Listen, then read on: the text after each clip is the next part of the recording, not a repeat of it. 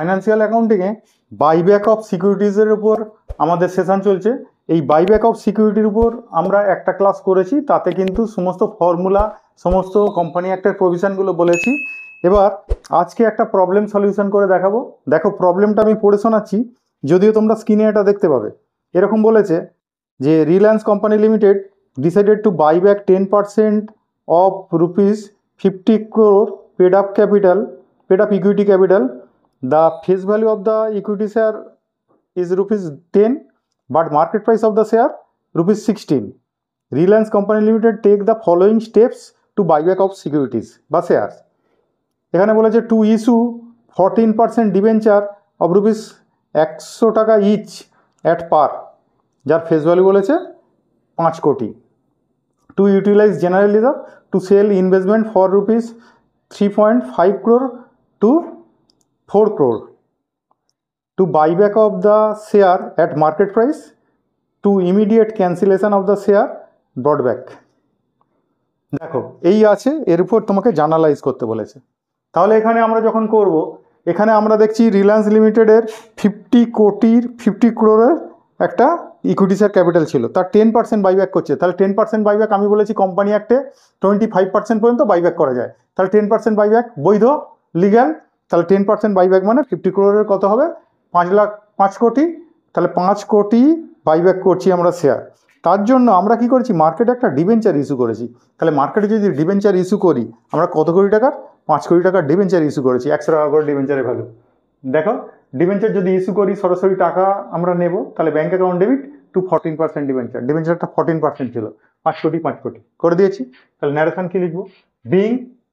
Being এটা 100 টাকার যদি হয়, 100 টাকার যদি তোমার ডিবেঞ্চার হয়, তাহলে 100 টাকার হলে 50,000 ডিবেঞ্চার ইস্যু করেছে, তাই তো? দেখো দুটো শূন্য কেটে দিলে, 5 লাখ টাকার 5 লাখ নাম্বার অফ ডিবেঞ্চার হচ্ছে 5 লাখ। তাহলে being 5 lakh 14% debenture issued at ₹100 টাকা ইচ, ব্যাস বলে ন্যারেশন মেরে দিলে। নেক্সট, এরপর ইনভেস্টমেন্ট ছিল একটা, দেখবে ইনভেস্টমেন্ট তোমরা 3.5 কোটি টাকার ইনভেস্টমেন্ট, সেটাকে 4 কোটি টাকায় বিক্রি করেছো। তাহলে ব্যাঙ্ক অ্যাকাউন্ট ডেবিট করবো আমরা কত? 4 কোটি। ইনভেস্টমেন্ট আমার হাত থেকে চলে যাবে, ব্যালেন্স শিট থেকে চলে যাবে কত? ইনভেস্টমেন্ট সম্পত্তি ডেবিট ছিল, সে চলে গেলে কি করবো? ক্রেডিট। তাহলে ইনভেস্টমেন্ট ক্রেডিট করবো কত? 3.5 কোটি। তাহলে টু প্রফিট অ্যান্ড লস বলে আমাদের লাভ হয়ে যাচ্ছে কত? 50 লাখ। তাহলে 50 লাখ টাকা লাভ হয়ে গেল। তাহলে এখানে বলবে কি, ন্যারেশন বলবে কি, being investment for ₹3.5 crore sold at ₹4 crore, বললেই কিন্তু ওতে প্রফিটটা বোঝা যাবে। তাহলে এটা লিখলে। হ্যাঁ, একটা কথা বলে দিই, আমি কিন্তু এরকম ফ্রেশ বোর্ডে করছি, তোমরা কিন্তু যেই রকম জার্নালের ঘর টানতে হয়, সেখানে ডেটের কলম, পার্টিকুলার কলম, সেখানে ফোলিও দুটো সরু সরু, তারপর ডেবিট অ্যামাউন্ট, ক্রেডিট অ্যামাউন্ট, তোমরা ঘর কেটে করবে। তোমরা যেন এরকম ওপেন খাতায় করো না, তাহলে ওর জন্য মার্কস কাটবে। ঠিক আছে?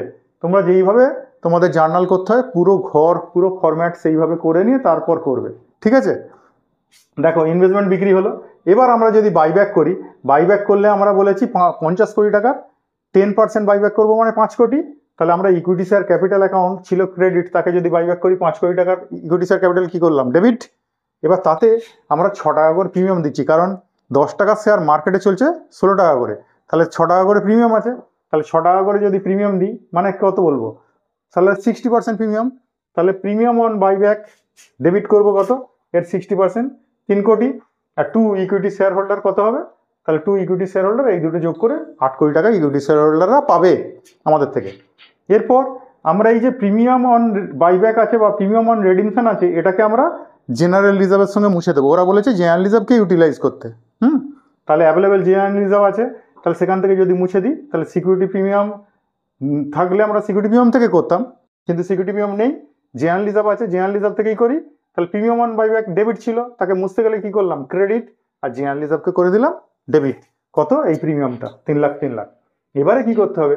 আমাদের এই যে 5 কোটি টাকার বাইব্যাকের পয়সা আছে না, আমার তো ক্যাপিটাল কমে গেল, বেড়েছে হয়তো ডিবেঞ্চার, সেটা তো ক্যাপিটাল নয়। সরি, এখানে 5 কোটি টাকার যে ক্যাপিটাল কমে গেছে আর ডিবেঞ্চার বেড়েছে, ডিবেঞ্চার বাড়লে কিন্তু ক্যাপিটাল না, সে তো তোমার লোন বেড়েছে। ঠিক আছে? Loan capital. তাহলে ডিবেঞ্চার যদি বাড়ে, সেটা কিন্তু এখানে এফেক্ট ফেলবে না। আমার ক্যাপিটাল কমে আছে কত? 5 কোটি। আমাকে সমান পরিমাণ একটা ক্যাপিটাল রেডিমশন রিজার্ভ তৈরি করতে হবে। আর কোথা থেকে তৈরি করবো? ওরা তো বলেছে জেনারেল রিজার্ভ ইউটিলাইজ করো। তাহলে জেনারেল রিজার্ভ থেকে। চলো এবার 5 নম্বর আর 6 নম্বর দুটো এন্ট্রি বাকি আছে, দুটো এন্ট্রি করে দিচ্ছি। দেখো এখানে আমরা একটা ক্যাপিটাল রেডিমশন রিজার্ভ তৈরি করব, কত, যে পরিমাণ আমাদের ক্যাপিটাল ইকুইটি শেয়ার ক্যাপিটাল কমে গেছে তা কত, সেটা 5 কোটি টাকা। তাহলে সেটা নিতে বলেছে কোথা থেকে, জেনারেল রিজার্ভ থেকে। তাহলে general reserve account debit to capital redemption reserve account 5 crore 5 crore. তাহলে being capital redemption reserve create out of general reserve. ঠিক আছে, ছোট্ট করে লিখে দিলে। Next, equity share holder account debit to bank করে ওই ইকুইটি শেয়ার হোল্ডারদের পয়সাটা পেমেন্ট করতে হবে। তাহলে equity share holder account debit to bank যদি করি, ইকুইটি শেয়ার হোল্ডার ওখানে ক্রেডিট ছিল, তাহলে তাকে পয়সা মিটিয়ে দিলে কি করব, লাস্ট পয়সা মিটিয়ে দেওয়ার এন্ট্রিটা করব। তাহলে equity share holder account debit to bank, তাকে ব্যাংক দিয়ে পেমেন্ট করে দিলাম। ইকুইটি শেয়ার হোল্ডাররা দেখো এই এন্ট্রিতে পায় কত বলো তো, 8 কোটি। দেখো তাকে ক্রেডিট করেছিলাম, তাকে পয়সা মিটিয়ে দিলে কি করেছি, ডেবিট করেছি, আর পুরো পয়সাটা ব্যাংক দিয়ে পেড করে দিয়েছি। ঠিক আছে, তাহলে এই হলো তোমার টোটাল এন্ট্রি। হ্যাঁ, এইখানটা কিন্তু একটা আমার মিস হয়েছে, এখানটা হচ্ছে equity share capital account debit premium on buyback account debit to equity share holder.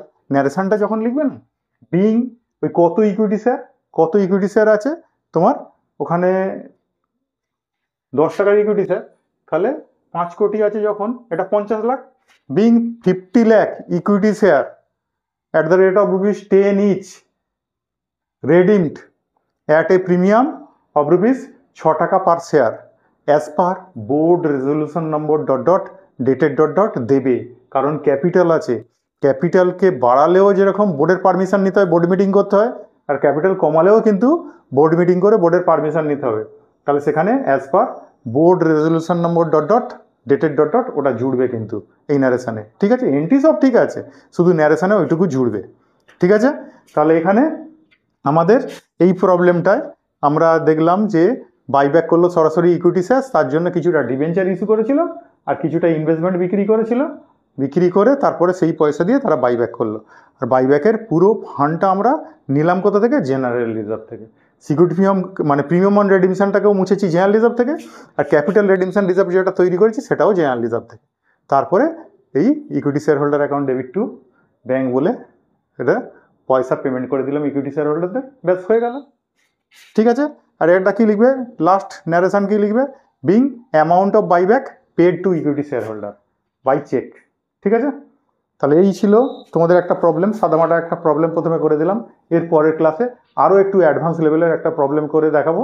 ঠিক আছে, আস্তে আস্তে যতগুলো ক্লাস দেবো আস্তে আস্তে অ্যাডভান্স লেভেলের প্রবলেম কিছু করে দেখাবো। ঠিক আছে, তারপরেও প্রবলেম হলে আমাকে কিন্তু কমেন্ট বক্সে কমেন্ট করে জানাবে। আজকের মতো এটুকু, টাটা।